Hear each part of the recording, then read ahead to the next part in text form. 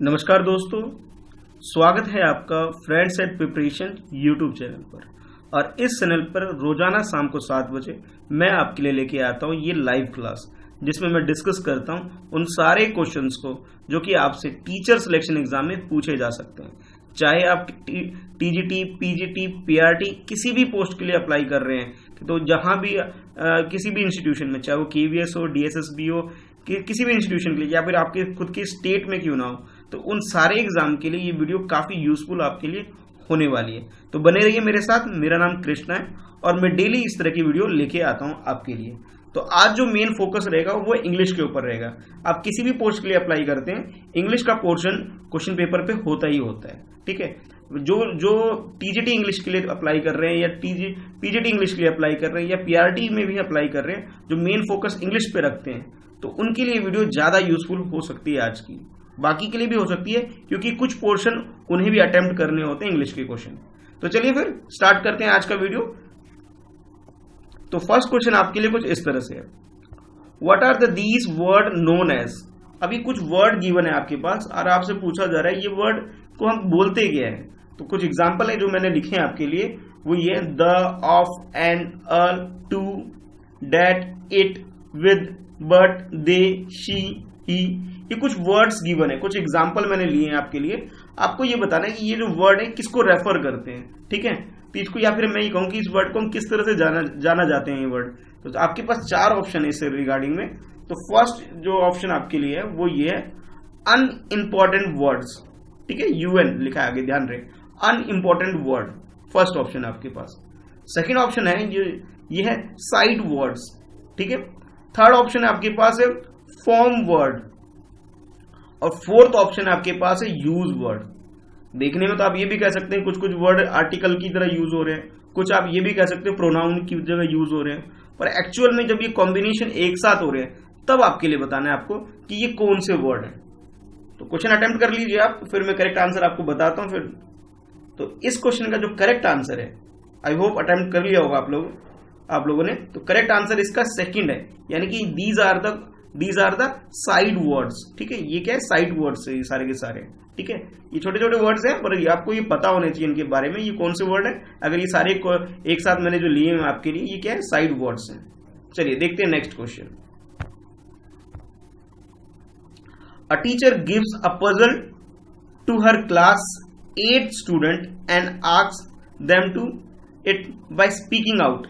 एक टीचर है, एक लेडी टीचर है, वो अपने क्लास के अंदर, क्लास यहाँ जो मेंशन है आपके पास, क्लास 8 के स्टूडेंट को कुछ पजल देती है। ठीक है, और उनसे कहते हैं कि इसको पढ़ के बताओ दूसरों को। ठीक है, ऐसा बोलती है। अच्छा, उसके बाद क्या होता है, how they solve it, what is this strategy known as. तो टीचर जो ये जो तरीका अपना रही है, मतलब ये जो एक स्टाइल ऑफ टीचिंग जो यूज कर रही है अपने क्लासरूम टीचिंग के अंदर, कि एक पजल को किसी बच्चे के थ्रू बोल रही है कि आप इसे पढ़िए, अब बाकी लोग कैसे इसे सॉल्व करेंगे, क्या स्ट्रेटजी यूज करेंगे। तो आपको बताना है ये क्या, इसको किस कैटेगरी के अंदर आप डाल सकते हैं अगर आपके पास ये 4 ऑप्शन दिए गए हैं। तो फर्स्ट ऑप्शन जो आपके पास है वो ये है कि इसे बोलेंगे picture reading, first option. Second option जो आपके पास है वो ये है स्पीकिंग लाउड। थर्ड ऑप्शन है आपके पास think loud protocol, and fourth option जो आपके पास है लिसनिंग। तो किस कैटेगरी के अंदर आप इसे कैटेगराइज करेंगे, आपको ये बताना है। मतलब इसमें यह है कि पजल दे दिया गया है, उसे बोला कि उसको अब पढ़ना है सबके सामने, तेज आवाज में पढ़ना है, ताकि क्लास में जितने भी बाकी जो बच्चे हैं उन तक वो आवाज पहुंचे, और फिर वो सोचे, और फिर वो जो पजल है उसको सॉल्व करके फिर जो भी इसका आंसर बताएंगे बच्चे। तो करेक्ट आंसर क्या है आपके अकॉर्डिंग, ये बताइए। तो इस क्वेश्चन का जो करेक्ट आंसर है वो थर्ड है, यानी कि ये जो स्ट्रेटजी है, इस स्ट्रेटजी को हम बोल सकते हैं थिंक अलाउड प्रोटोकॉल। थिंक, इसमें सोचना भी है, अलाउड इसलिए बोला गया कि कोई एक बच्चा मेजर स्टैंड लेता है और आगे आकर के तेज, मतलब एक हाई पिच पे उस चीज को रीड करता है। तो यानी कि आप इस तरह से कई सारी चीजें इसमें डेवलप कर रहे हैं, बच्चे का स्टेज पे कैसे उसे परफॉर्म करना है। तो एक फोबिया, स्टेज फोबिया हो गया, वो भी आप खत्म कर रहे हैं। ठीक है, पजल वगैरह दे रहे हैं, तो यानी कि उनकी रीजनिंग डेवलप कर रहे हैं बच्चे के अंदर, एक साइंटिफिक टेम्पर उनके अंदर डेवलप कर रहे हैं, और उसके कम्युनिकेशन स्किल डेवलप कर रहे हैं। यानी कई सारी चीज आप इस एक पर्टिकुलर एक एक्टिविटी के थ्रू आप कर सकते हैं अपने क्लासरूम के अंदर। चलिए देखते हैं next question. Sanskrit in India today is a, अब जो संस्कृत है आज के टाइम में संस्कृत की इस टाइम क्या वैल्यू है आपको ये बतानी है। तो आपके पास ये 4 ऑप्शन है, उसके हिसाब से आपको आंसर करना है, ठीक है। अपने खुद के व्यू नहीं देना आपको ये जो 4 ऑप्शन उसके अकॉर्डिंग आपको आंसर करना है। तो जो फर्स्ट ऑप्शन जो आपके लिए वो ये है कि ये क्या है, हिंदू लैंग्वेज। हिंदू लैंग्वेज मतलब जो हिंदू है वो इस लैंग्वेज को यूज करते हैं, इसका मतलब ये कहना चाह रहा है फर्स्ट ऑप्शन के अंदर। सेकंड में आपसे बोला गया कि मॉडर्न इंडियन लैंग्वेज, ये क्या है, मॉडर्न इंडियन लैंग्वेज है, ये बोला गया है। अच्छा, थर्ड में आपसे बोला गया modern Indian language and classical language है, ये इसको मॉडर्न और के साथ साथ इसे क्लासिकल लैंग्वेज दोनों की कैटेगरी में डाला गया है। और फोर्थ जो ऑप्शन आपके पास है वो है रिलीजियस लैंग्वेज, यानी कि ये रिलीजियस एक्टिविटी के लिए यूज होती है, सिर्फ ये रिलीजियस लैंग्वेज है, अदर देन दैट कुछ नहीं है। तो आपके पास ये 4 ऑप्शन है, तो आपके हिसाब से करेक्ट आंसर क्या है? फर्स्ट में हिंदू के लिए लैंग्वेज बोला गया है, फर्स्ट में, सेकंड में आपसे बोला गया है कि मॉडर्न लैंग्वेज है, मॉडर्न इंडियन लैंग्वेज है, थर्ड में आपसे बोला गया modern Indian language with classical language, यानी कि इसको मॉडर्न भी बोला गया और क्लासिकल दोनों की कैटेगरी में कंबाइन करके बोला गया है। तो 4 ऑप्शन आप देख चुके हो और लास्ट रिलीजियस था। तो इस क्वेश्चन को अटेम्प्ट कर लिया आप लोगों ने। तो करेक्ट आंसर मैं बता देता हूँ, करेक्ट आंसर जो इसका है वो है थर्ड, यानी कि modern Indian language and classical language, यानी कि दोनों कैटेगरी में इसे क्लासीफाई हम कर सकते हैं संस्कृत को, ठीक है। चलो नेक्स्ट देखते हैं। नेक्स्ट क्वेश्चन आपके लिए है, a teacher of class 7th asked her student to read a story, short story and come to the class. एक टीचर है, उसने अपने क्लास के स्टूडेंट्स को बोला कि भाई बेटा आपने क्या करना है कि भाई एक स्टोरी रीड करना है और रीड करके आना है, ठीक है। शॉर्ट स्टोरी, ज्यादा बड़ी स्टोरी नहीं, छोटी मोटी स्टोरी दे दी कि भाई बेटा पढ़ के आना है।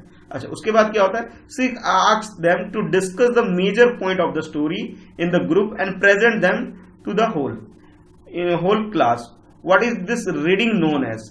मतलब ये जो एक्टिविटी टीचर करवा रही है क्लास के अंदर, सबसे पहले उसने बोला कि सबको एक स्टोरी दे दिया कि बेटा ये स्टोरी है, सबको पढ़ के आना है। उसके बाद नेक्स्ट डे क्या बोला गया कि बेटा आप सब लोग डिस्कस करिए, ठीक है, डिस्कशन करना है। और डिस्कशन के बाद जो भी स्टोरी के अंदर जो मेजर पॉइंट है, जो मेन पॉइंट है, वो आपको यहाँ पे एज ए ग्रुप के रूप में यहाँ प्रेजेंट करना है सबके सामने, ठीक है। यानी कि ग्रुप एक्टिविटी भी हो गई, इंडिविजुअल एक्टिविटी भी होगी। इसके अंदर इंडिविजुअल एक्टिविटी ये होगी कि सब लोग अपने घर में जाके उसे रीड करके आ रहे हैं, तो ये इंडिविजुअल एक्टिविटी है। ग्रुप एक्टिविटी ये होगी कि भी सबने मिलकर उसे प्रेजेंट किया। अच्छा, उसके बाद आपने डिस्कशन भी इन्वॉल्व कर दिया, तो उसके अंदर भी ग्रुप एक्टिविटी, कई सारे, मतलब एक चीज के अंदर आपने कई सारे मेथड को कोलैबोरेट करके एक साथ इसको यूज कर रहे हैं। तो ये जो रीडिंग स्टाइल है, इसको, ये जो रीडिंग वे ऑफ रीडिंग है, आपसे पूछा गया what is this reading known as, इस रीडिंग को हम क्या बोलेंगे, आपको ये बताना है। तो और हमेशा की तरह आपके पास 4 ऑप्शन है। फर्स्ट ऑप्शन आपके पास extensive reading, second option you have intensive reading, third option you have reading with a purpose, कि आप पर्पसफुली रीड कर रहे थे कुछ चीज को, and fourth option you have reading for thinking, कि सोच विचार करने के लिए, थिंकिंग प्रोसेस को डेवलप करने के लिए आप रीडिंग कर रहे थे। तो करेक्ट आंसर आपके अकॉर्डिंग क्या है, आप ये बताइए। तो इस क्वेश्चन का जो करेक्ट आंसर है वो एक्सटेंसिव रीडिंग है। एक्सटेंसिव क्यों है? पहले आपने रीड किया, फिर उसे डिस्कस किया, फिर प्रेजेंट किया, मतलब उसको एक हायर लेवल तक आप लेके जा रहे हैं रीडिंग को, मतलब एक ही काम को आप कई बार, मतलब उसको एक हायर डिग्री तक लेके जा रहे हैं। It means this method is called, या this style of reading is called extensive reading, ठीक। चलिए नेक्स्ट क्वेश्चन देखते हैं। English does not find its place as dash. अब इंग्लिश लैंग्वेज है, सपोज आप एक इंग्लिश टीचर बनने वाले हैं, टीजीटी इंग्लिश की बात करो, या फिर पीआरटी भी बनने वाले, पीआरटी में भी आपको इंग्लिश पढ़ाना पड़ेगा, या फिर आपकी कोई भी एक स्पेशलाइज्ड सब्जेक्ट भी हो, बट आपको कहीं ना कहीं इंग्लिश लैंग्वेज यूज करना ही पड़ता है। तो उसके रिगार्डिंग में आपसे अब जो पूछा जा रहा है उसके बारे में आपको बताना है। English does not find its place as dash. Option A, जो फर्स्ट ऑप्शन आपके पास है वो ये है, मीडियम ऑफ इंस्ट्रक्शन, कि इंग्लिश जो मीडियम ऑफ इंस्ट्रक्शन के रूप में यूज नहीं किया जाता, नॉट बोला है, ठीक है, ध्यान रहे। Second option you have first language in the school curriculum, कि स्कूल कैरिकुलम में फर्स्ट लैंग्वेज के रूप में इसे अपनाया नहीं जाता, यूज नहीं किया जाता, ये प्लेस नहीं दिया जाता, ऐसा बोला जा रहा है। थर्ड ऑप्शन में बोला जाए second language in the school curriculum, कि स्कूल कैरिकुलम में इसे सेकेंड लैंग्वेज के रूप में यूज नहीं किया जाता। अच्छा, फोर्थ ऑप्शन जो आपके पास है, फोर्थ ऑप्शन में बोला जा रहा है कि third language in the school curriculum, कि स्कूल के अंदर एज ए थर्ड लैंग्वेज के रूप में इंग्लिश को करिकुलम में यूज करना। तो आपके हिसाब से इंग्लिश को किस तरह इस्तेमाल नहीं किया जाता आपको ये बताना है। तो 4 ऑप्शन है आपके पास है, तो 4 ऑप्शन के हिसाब से आप इसे अटेम्प्ट करिए। तो करेक्ट आंसर, आई होप आप लोगों ने अटेम्प्ट कर लिया होगा। तो करेक्ट आंसर जो इसका है, करेक्ट आंसर इसका सेकंड है। इट मीन्स कि जो इंग्लिश है वो as a first language in the school curriculum use नहीं हो पाता। क्यों नहीं हो पाता? क्योंकि हमारी जो कंट्री इंडिया है, यहाँ वैरायटी ऑफ लैंग्वेज है, हर किसी की मदर टंग अलग है। बहुत rare, very few people are in India which have the English as a first language. Other than that most of us have our own mother tongue. तो English हमारे लिए second language या फिर third language है। ठीक है, जैसे north India के लोग हैं, हम लोग नॉर्थ इंडिया में रहते हैं, तो हमारे लिए इंग्लिश सेकंड लैंग्वेज है। और जो कुछ ट्राइबल एरिया में रहते हैं उनके लिए थर्ड लैंग्वेज है, क्योंकि they already have their own tribal language first, then they have English as a Hindi as a second language, then after they have third language that is English. It means India में बहुत रेयर है कोई जिसकी first language English है। Other than that most of the people have the English as their second language और the third language. ठीक है, तो करेक्ट आंसर इस क्वेश्चन का जो आपका हो गया वो हो गया सेकंड। क्यों? क्योंकि इंग्लिश को हम फर्स्ट लैंग्वेज के रूप में प्रॉपरली यूज नहीं कर पा रहे हैं। हाँ, मीडियम इंस्ट्रक्शन के लिए यूज हो रहा है, ठीक है, एज ए सेकंड लैंग्वेज भी हो रहा है, थर्ड लैंग्वेज भी हो रहा है, but as a first language नहीं हो पा रहा है प्रॉपर तरीके से। ठीक है, तो करेक्ट आंसर इसका सेकंड होगा। चलिए अब देखते हैं नेक्स्ट क्वेश्चन।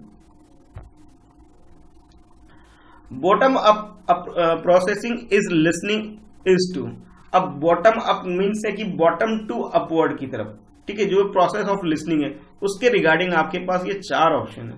तो आपको आइडेंटिफाई करना है कि विच ऑफ द फॉलोइंग, जो ये गिवन स्टेटमेंट है आपके पास, given option that you have to identify which one is bottom up processing in listening. ठीक है, लिसनिंग के लिए बॉटम अप प्रोसेसिंग कौन सा, आपको ये आइडेंटिफाई करना है।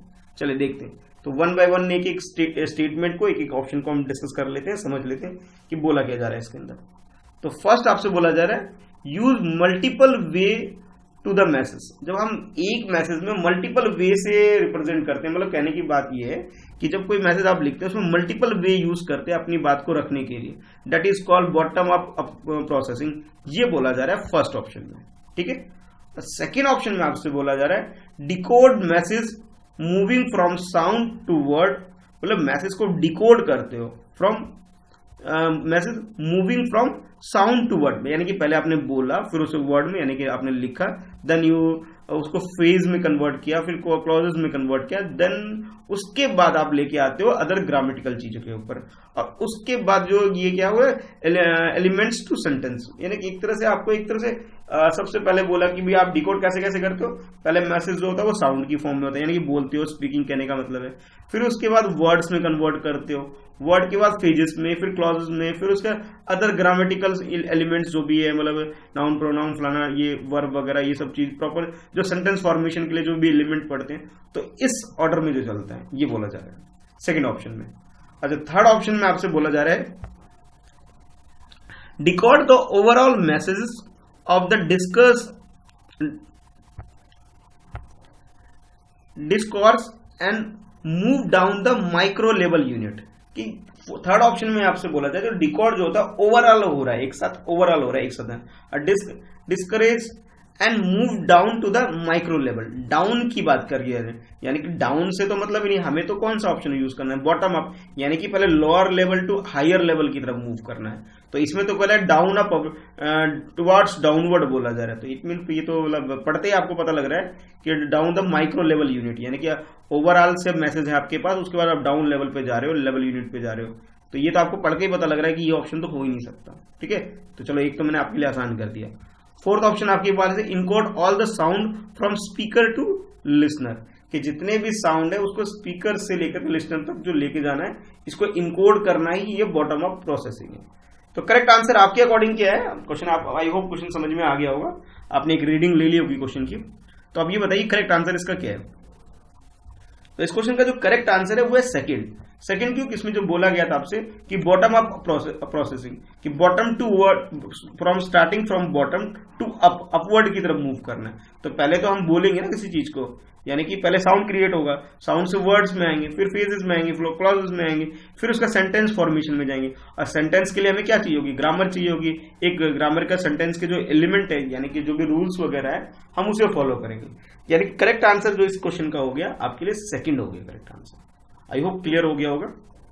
चलिए देखते हैं next question. What is the following strategy known as in reading? Reading के अंदर ये जो स्ट्रेटजी है इसको हम बोलेंगे क्या? ठीक है, तो चलो इसे पढ़ लेते। क्या है? The text is read more slowly. जो टेक्स्ट है यानी कि जो भी स्टोरी या पोएम जो भी आप पढ़ रहे हो उसको बहुत स्लोली रीड किया जाता है, एंड इन डिटेल, और स्लोली भी रीड किया जाता है in detail, to get the gist of overall sense of the text. यानी कि आप बहुत स्लोली किसी भी चीज को आप रीड करते हो, किसी भी डॉक्यूमेंट को कह लो या किसी भी चीज को बहुत स्लोली रीड करते हो, उसके बाद उसे डिटेल जो भी उसके अंदर जो डिटेल निकालते हो, उसका जिस्ट निकालते हो वो डिटेल, और या फिर आप ये कह सकते हो overall sense of the text, यानी कि उसके अंदर लिखा क्या गया है उसे आप डिटेल में निकालते हो और फिर जो भी पूरा जिस्ट निकाल लेते हो उसके अंदर क्या है। तो ये जो स्टाइल ऑफ रीडिंग है, इस स्टाइल ऑफ रीडिंग को हम बोलते हैं क्या है, ये पूछा जा रहा है आपसे। तो फर्स्ट ऑप्शन है आपके पास ये स्कैप फोल्डिंग, सेकेंड ऑप्शन आपके पास है स्कैनिंग, थर्ड ऑप्शन आपके पास है समराइजिंग, और फोर्थ ऑप्शन आपके पास है स्कीमिंग। अब मैं आपको डिटेल में चारों के बारे में बताता हूँ। स्कैप फोल्डिंग मीन्स होता है कि ये हाई लेवल पे जाकर के, यानी कि अब स्टेज पे बोल गो, यानी कि अपर लेवल पे जाकर के आप बोल सकते हो रीडिंग करना एक तरह से, ठीक है। स्कैनिंग मीन्स होता है कि आप मतलब वर्ड टू वर्ड रीड नहीं करते हो, बस कुछ कुछ देख लेते हो, एक आइडिया लगा लेते हो, हाँ इस टेक्स्ट के अंदर, इस पैराग्राफ के अंदर या इस डॉक्यूमेंट के अंदर ये चीज है। समराइजिंग का मतलब होता है कि आप उसको शॉर्ट में कर देते हो, ठीक है। सपोज एकदम छोटा में ब्रीफ में आपने अपने अंडरस्टैंडिंग के हिसाब से उसे बना लेते हो ये। और जो फोर्थ ऑप्शन है स्कीमिंग, स्कीमिंग में क्या होता है कि सिर्फ आप वो कीवर्ड उसमें से पिक कर लेते हो, जो जिस्ट है उसका कीवर्ड को आप उठा लेते हो, सब कुछ नहीं, उसको पूरा रीडिंग सारा करते हो तो उसमें सब कुछ पढ़ते हो, एक एक वर्ड टू वर्ड पढ़ते हो, पर जो आपको लगता है कि मेन चीज है, मान लीजिए एक पूरा पैराग्राफ है, ठीक है, लेकिन आप पूरा पैराग्राफ की जो मतलब उस पैराग्राफ का जो निचोड़ है, कंक्लूजन क्या है, आप उसको निकाल लेते हो, ये स्कीमिंग एक तरह से, ठीक है। तो आपके हिसाब से करेक्ट आंसर क्या है? मैंने चारों को आई होप एक्सप्लेन कर दिया है लगभग, तो आप थोड़ा इजी हो गया होगा आपके लिए क्वेश्चन को अटेम्प्ट करना। तो क्वेश्चन अटेम्प्ट करिए और आंसर बताइए क्या होगा इसका। तो ये जो स्टाइल ऑफ रीडिंग है इसे हम कहेंगे स्कीमिंग। स्कीमिंग मीन्स बता दें जो जिस्ट निकालना, उसमें से जो बोला जा रहा है कंटेंट में कंक्लूजन तक पहुंचना, कि उसमें इस पर्टिकुलर डॉक्यूमेंट में या इस पर्टिकुलर पैराग्राफ में बोला क्या जा रहा है, आप उसे निकाल लेते हो, ठीक है। तो करेक्ट आंसर आपका फोर्थ हो गया। चलिए अब देखते हैं next question. A teacher asks her learners of class 7 to refer to the textbook of history and find a theme which can be connected with the English language text for writing an essay. एक teacher है, teacher का मतलब यहाँ English teacher की बात की जा रही है। एक इंग्लिश टीचर है, उसने क्या किया, अपने क्लास 7 के बच्चों को एक हिस्ट्री की टेक्स्ट बुक रेफर किया और उनसे बोला कि भी ऐसा है कि आप लोग ये हिस्ट्री की जो टेक्स्ट बुक है उसे पढ़िए और उसमें से टॉपिक देख लीजिए, और जो आपका जो इंग्लिश जो मैं पढ़ाता हूँ, इंग्लिश जो मैं एज ए इंग्लिश टीचर आपको जो पढ़ाता हूँ, उसमें से आप टॉपिक पिक करके अपनी हिस्ट्री की बुक से टॉपिक पिक करके अब उस पर ऐसे राइटिंग करिए। जैसे फॉर एग्जांपल रिवोल्यूशन ऑफ किसी भी चीज का, रिवॉल्ट कह लो, रिवोल्यूशन कह लो, जो हमारी कंट्री में जो फ्रीडम फाइटर के ऊपर कोई भी एक स्टोरी हो, किसी मान लीजिए झांसी की रानी के ऊपर कोई स्टोरी है हिस्ट्री में, ठीक है। तो एक इसको मतलब हिस्ट्री में, हिस्ट्री बुक में मेंशन है कि भी 1857 में जो रिवॉल्ट हुआ था उसके बारे में कुछ होगा, ठीक है। बच्चों को आपने बोल दिया कि भी आप हिस्ट्री की बुक से पढ़ लीजिए, बच्चों ने पढ़ लिया।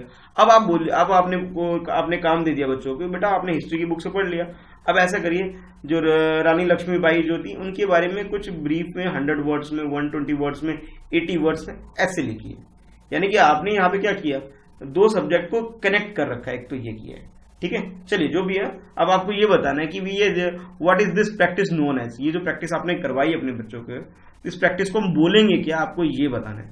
तो ऑप्शन आपके पास जो है, फर्स्ट ऑप्शन आपके पास है language and history integrated learning. इस मेथड को आप बोल सकते हो लैंग्वेज और हिस्ट्री को इंटीग्रेटेड लर्निंग बोल सकते हो आप। सेकेंड ऑप्शन में आपसे बोला जा रहा है कि language and social science learning. इसके अंदर क्या बोला जा रहा है कि लैंग्वेज को आपने और सोशल साइंस के लर्निंग, आज इसको टर्म बोल सकते हैं आप। अच्छा, थर्ड ऑप्शन जो है आपके पास है, थर्ड ऑप्शन में बोला जा रहा है कि आप इसे बोल सकते हैं लैंग्वेज अक्रॉस द कैरिकुलम, कि लैंग्वेज को आपने अपने कैरिकुलम से अक्रॉस, बाहर निकल के आपने पढ़ा है। थोड़ा सा कहने का मतलब है आउट ऑफ द बॉक्स जाके आप पढ़ा रहे हो उसके अंदर। अब फोर्थ ऑप्शन जो आपके पास है, फोर्थ ऑप्शन ये है लैंग्वेज इन लर्निंग, कि लैंग्वेज को आपने लर्निंग के अंदर यूज करवाया है। तो करेक्ट आंसर आपके अकॉर्डिंग क्या है? आप इस मेथड को, इस प्रैक्टिस जो आपने करवाई, एक्टिविटी करवाई जो आपने बीइंग ए टीचर, आपने जो ये स्टेप लिया है, इसको आप किस कैटेगरी में डालोगे, या इसे आप क्या बोलोगे? इस प्रैक्टिस जो आप करवा रहे हो बच्चे को, इसे क्या बोलोगे? चलिए अटेम्प्ट करिए क्वेश्चन। तो इस क्वेश्चन का जो करेक्ट आंसर है, करेक्ट आंसर इसका थर्ड है। थर्ड क्यों, अब समझ लेते हैं। जैसे इसमें बोला गया लैंग्वेज अक्रॉस द करिकुलम, कि करिकुलम में तो आपका ये था कि आपको ऐसे पढ़ाना है, ग्रामर पढ़ाना है, जो भी टेक्स्ट बुक में स्टोरीज है वही पढ़ाना है, पर आपने इसके बियॉन्ड जाकर के एक सब्जेक्ट के साथ, यानी कि अपने सब्जेक्ट इंग्लिश को, लिटरेचर को आपने कनेक्ट कर दिया हिस्ट्री के साथ। तो और यानी कि कहने का मतलब है जो आपकी जो लिमिटेशंस हैं, यानी कि आप मैं एक बात कहूँ, सिलेबस है, सिलेबस से बाहर निकल के, मतलब आउट ऑफ द बॉक्स जाकर के, कहने का मतलब अक्रॉस द करिकुलम, जो आपका करिकुलम है, जो आपको प्री डिफाइंड सिलेबस जो आपका करिकुलम है, उससे अलग जाकर के आपने इसे हिस्ट्री के साथ कनेक्ट कर दिया। ठीक है, तो करेक्ट आंसर इस वजह से इसका हो रहा है third, it means language across the curriculum, इसे हम इस तरह से डिफाइन कर सकते हैं। चलिए देखते हैं नेक्स्ट क्वेश्चन। आप multilingualism as a resource means, कि मल्टीलिंग्विज्म ये जो है इसे हम बोल सकते हैं एज ए रिसोर्स मीन्स, हम बोल सकते कैसे डिफाइन कर सकते हैं। तो आपके पास चार है। मल्टीलिंग्विज्म का मीनिंग जो ये है, a person who know many language, आप इस तरह समझ सकते हो कि ज्यादा लैंग्वेज जानना, एक तरह से समझिए। इसे आप एक एज ए रिसोर्स, कैसे इसका मीनिंग क्या आपको डिफाइन कर सकते हैं, आपको ये बताना है। तो ऑप्शन आपके पास ये है, फर्स्ट ऑप्शन है promoting of a language through content learning. Second option आपके पास है learning many language in school, की स्कूल के अंदर बहुत सारी लैंग्वेज को मतलब पढ़ाना, एक तरह से सीखना सिखाना, इसके बारे में बोला जा रहा है। थर्ड ऑप्शन जो आपके पास है वो ये है using the language of a learner as a strategy in school, कि जो बच्चे मल्टीपल लैंग्वेज जानते हैं, मतलब एक मदर टंग हो सकती है, एक हिंदी हो सकती है उसकी, एक इंग्लिश हो सकती है, या 2 और 3 लैंग्वेज इंडिया में वेरी कॉमन है कि इतने लैंग्वेज जानते हैं, तो आप इस एज ए रिसोर्स कैसे यूज कर सकते हैं। तो थर्ड ऑप्शन में आपसे बोला जा रहा है using the language of the learner as a strategy in the school, ये बोला जा रहा है। फोर्थ में आपके बोला जा रहा है टीचिंग मैनी लैंग्वेज, इसको आप एज ए यूज कर सकते हो मैनी लैंग्वेज को टीचिंग करने के लिए। तो आपके हिसाब से मतलब इस मल्टीलिंग्विज्म का जो फायदा है एज ए रिसोर्स, जो इसकी मीनिंग है, इसकी मीनिंग क्या है आपके हिसाब से, आपको ये बताना है। तो आपके पास ये 4 ऑप्शन है, 4 ऑप्शन में से आइडेंटिफाई कर लीजिए। तो करेक्ट आंसर इस क्वेश्चन का है यूजिंग, थर्ड है using the languages as a learners as a strategy in school. Suppose करिए कि आपको एक टॉपिक पढ़ा रहे हैं, ठीक है, पढ़ा रहे हैं, तो आपने उस टॉपिक को किसी पर्टिकुलर लैंग्वेज में आपने एक्सप्लेन किया, इसे ये कहते हैं, इसे ये कहते हैं, ये कहते हैं, लेकिन बच्चा जो कुछ कोई भी मतलब 5% और 10% of student from your class, मतलब जो भी है वो नहीं समझ पा रहे हैं इस चीज को। तो आपने क्या किया, जो भी टर्म आप एक्सप्लेन करने वाले हैं उसे आपने क्या, किसी और लैंग्वेज में उस टर्म को क्या बोलते हैं, तो उस तरह से आपने इसे डिफाइन कर दिया, इस तरह आपने समझा दिया उसे। हो सकता है कि आप भी उस मदर टंग, जो बच्चे की मदर टंग है वो जानते हो, और उसमें जाके आपने बता दिया कि भी आपकी मदर टंग में इस पर्टिकुलर टर्म को ये बोलते हैं, और फिर उससे क्या होगी, बच्चे की अंडरस्टैंडिंग अच्छी होगी, आपने उस बच्चे के लिए एक इमेज क्रिएशन कर दिया पर्टिकुलर कंटेंट के बारे में। ठीक है, तो यानी कि कहने का मतलब ये है कि आपने उस मल्टीलिंग्विज्म जो आपके अंदर है, यानी कि आप भी more than maybe you have you know the more than 1 or 2 language, और that student also know the 2 or 3 language, और सम ऑफ फ्यू ऑफ कुछ भी हो सकता है उसके अंदर 1 या 2 लैंग्वेज आपका स्टूडेंट का कॉमन निकल गया। आपने फर्स्ट एक लैंग्वेज में ट्राई किया तो आप नहीं समझा पाए उसे, लेकिन जब दूसरे लैंग्वेज में आपने ट्राई किया तो बच्चे के अंडरस्टैंडिंग में आ गया, उसे समझ में आ गया। ऐसा यूजली तब होता है कि सपोज आप अपने होम टाउन में नहीं होकर के, होम टाउन में ना होकर के किसी और स्टेट में टीचिंग कर रहे हैं, ठीक है, और वहां पे क्या कि आपके बीच में कोई एक लिंक लैंग्वेज चाहिए होता है कि आपको लेसन डिलीवर करने के लिए, बच्चे के अंडरस्टैंडिंग के लिए, तो आप कुछ एक लिंकअप लैंग्वेज जो यूज करते हैं। सपोज करिए आप इंग्लिश पढ़ाने जा रहे हैं, ठीक है, एक ट्राइबल एरिया में जा रहे हैं, ट्रैवल एरिया का बच्चा इंग्लिश नहीं जानता, ठीक है, आप उसकी ट्रैवल लैंग्वेज नहीं जानते, बट हिंदी समहाउ थोड़ा बहुत आप भी जानते हैं और थोड़ा बहुत वो भी जानते हैं, तो आपने हिंदी यूज करके समहाउ उसको मीनिंग एक्सप्लेन करने की कोशिश कर ली। यानी कि आपने जो अपने अंदर जो मल्टी लिंग्विस्टिक जो फीचर है आपके अंदर, उस बच्चे के अंदर भी है, तो आपने उसको एज ए रिसोर्स यूज कर लिया। आपके कहने का मतलब ये, तो इस वजह से आप कह सकते हैं कि इस क्वेश्चन का जो आंसर हो गया वो थर्ड हो गया। चलिए देखते हैं next question. Match the types of writing with their corresponding category. अब यहाँ पे क्या आपके पास 4 डिफरेंट टाइप्स ऑफ राइटिंग है और उसके रिगार्डिंग में आपके इधर टेबल, ये मान लीजिए फर्स्ट टेबल है, ये सेकंड टेबल है, तो उसके रिगार्डिंग में कुछ एग्जांपल गिवन है, तो आपको मैच करना है, करेक्टली मैच करना है कि कौन सी राइटिंग किसके साथ मैच करती है। ठीक है, तो 4 ऑप्शन है आपके पास इधर, वो आपके पास कोड गिवन है। फॉर एग्जांपल जैसे मैं समझा देता हूं, जैसे फर्स्ट ऑप्शन जैसे आप देख रहे हैं, पहले इसको समझ लेते हैं इसमें क्या क्या है। पर्सनल राइटिंग है, स्टडी राइटिंग है, क्रिएटिव राइटिंग है, पब्लिक राइटिंग है, और इधर जो आपके पास कॉलम बी में, ये कॉलम ए है, ये कॉलम बी है समझने के लिए, letter of complain, diary writing, synopsis writing, या फिर ये ट्रेवलॉग। तो ये आपके पास कुछ एग्जांपल्स हैं और ये स्टाइल ऑफ राइटिंग गिवन है आपकी, यानी कैटेगरी ऑफ राइटिंग गिवन है, और ये आपके पास मैचिंग है कि जैसे फर्स्ट देख लेते हैं, इसका मीनिंग ये है कि जो कॉलम ए में है इसके अंदर स्मॉल ए यानी कि पर्सनल राइटिंग को आप मैच कर सकते हैं ट्रेवलॉग से। तो इस तरह से आपको ये बताना है। तो 4 ऑप्शन है आपके पास, 4 ऑप्शन को एक बार वीडियो पॉज करके आराम से पहले देख लीजिए 4 ऑप्शन आपके पास किस तरह से, थोड़ा टाइम दे करके, और फिर उसके बाद अटेम्प्ट करिए क्वेश्चन को सही आंसर क्या है। तो जैसे मैं एक बार बता देता हूं, जो फर्स्ट ऑप्शन में आपसे बोला जा रहा है कि ए मैच करता है 4th से, बी मैच कर सकता है 3rd से, सी मैच कर सकता है 2nd से, और डी मैच कर सकता है 1st से। तो आपको करेक्ट मैचिंग करके इस तरह से बाकी जो रिमेनिंग है 2nd, 3rd एंड 4th में, इस तरह से आइडेंटिफाई करना है क्या है इसका राइट आंसर क्या है। तो वीडियो पॉज करके क्वेश्चन अटेम्प्ट करिए, ज्यादा टाइम लगेगा, थोड़ा लेंथी क्वेश्चन हो सकता है। चलिए मैं बता देता हूं उसका जो करेक्ट आंसर है, थोड़ा समझ लेते हैं आंसर इसका क्या है, थोड़ा समझ लेते हैं। इसका जो करेक्ट आंसर हुआ है 3rd है। इट मीन्स ये जो ऑप्शन है आपके पास, यानी कि ए को 2nd से, यानी कि पर्सनल राइटिंग के अंदर आप क्या डाल सकते हैं, डायरी राइटिंग। कि डायरी क्या होती है, आपकी पर्सनल चीजें होती है, आप अपने पर्सनल रिकॉर्ड रखते हैं, तो ये किस कैटेगरी के अंदर आ गया, ये आपका पर्सनल राइटिंग के अंदर आ गया। सेकंड आपके पास जो बी है उसे आप 3rd के साथ मैच कर सकते हैं। बी में जो आपके पास है स्टडी राइटिंग, तो सिनॉप्सिस वगैरह जो आप बनाते हैं, अपने नोट्स वगैरह बनाते हैं, जो भी चीज लिखते हैं, ये क्या आपके स्टडी से रिलेटेड है, तो ये इसके साथ मैच हो गया। उसके बाद सी देखते हैं, क्रिएटिव राइटिंग। अब क्रिएटिव राइटिंग में 4th, यानी कि जो ट्रेवलॉग, यानी कि आप कहीं ट्रेवल करते हैं, फिर अपने जो एक्सपीरियंस होते हैं उसको जो लिखते हैं, ट्रेवलॉग जो लिखते हैं, वो क्या एक तरह से क्रिएटिव राइटिंग है। ठीक है, और लास्ट में जो बच गया आपकी बात डी, यानी पब्लिक राइटिंग, कि जो कंप्लेन कर रहे हैं, किसी पब्लिक प्लेस पे कर रहे हो, किसी अपनी इश्यूज को लेकर के कर रहे होंगे, तो ये किस कैटेगरी के अंदर आ गया, ये आ गया डी कैटेगरी के अंदर, यानी कि मींस पब्लिक राइटिंग की कैटेगरी के अंदर आ गया। आई होप आपको क्वेश्चन समझ में आ गया होगा। तो इसका जो करेक्ट आंसर है, करेक्ट आंसर इसका 3rd हो गया। ठीक, वीडियो आपको कैसा लगा आप जरूर कमेंट करके बताना, और कुछ चेंजेस जो भी आप चाहते हैं इसमें कुछ चेंजेस किया जाए तो अपने सजेशन, हमेशा आपके सजेशन मेरे लिए एक वेलकम है। आप कभी भी एंड मतलब इसकी वीडियो के नीचे कमेंट करके मुझे सजेशन दे सकते हैं, मैं उस जो भी चेंजेस आप वीडियो में चाहते हैं तो वो सब हो सकता है। अच्छा, अगर आप ये प्रॉब्लम फेस करें कि वीडियो की नोटिफिकेशन आपको नहीं मिल पा रही, कब लाइव क्लास होती है, तो आप चैनल को सब्सक्राइब कर लीजिए, बेल आइकन नोटिफिकेशन के लिए बेल आइकन को जरूर दबा दीजिए, ताकि आपके पास regularly time to time notification आ सके। वैसे यूजली मैं शाम को 7 बजे डेली टीचर सिलेक्शन एग्जाम की वीडियो लेके आता हूँ, और सुबह 7 बजे लेके आता हूँ करंट अफेयर की वीडियो। तो ज्वाइन करिए, मेरे साथ बनिए, और अपनी जो प्रिपरेशन है उसको बूस्ट करिए। ठीक है, तो मिलते हैं फिर नेक्स्ट वीडियो में। आज के इस वीडियो में इतना ही है, और इस वीडियो को जरूर अपने फ्रेंड्स के साथ शेयर करिए। अगर आपको वीडियो पसंद आ रही है तो लाइक करना मत भूलिए। ठीक है, तो जरूर अपने कम से कम 4, 3, 5 जितने भी फ्रेंड में शेयर करेंगे उतनी अच्छी बात है।